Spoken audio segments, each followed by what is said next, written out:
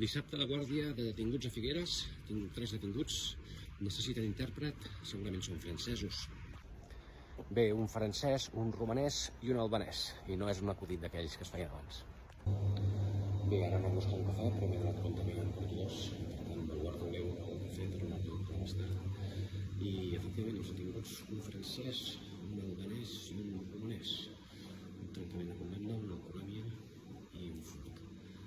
Aquí tot molt sinistre, aquí al jutjat no hi ha ningú, només funciona el jutjat de guàrdia, que està a l'altre costat.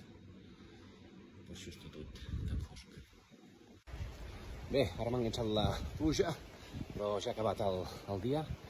Un ha sortit amb una condemna, el de l'alcoholèmia, perquè no es podia fer res, i l'hem conformat, i els altres dos, bueno, jo m'he quedat partit, i no els hem conformat i irem a judici, no sé quan.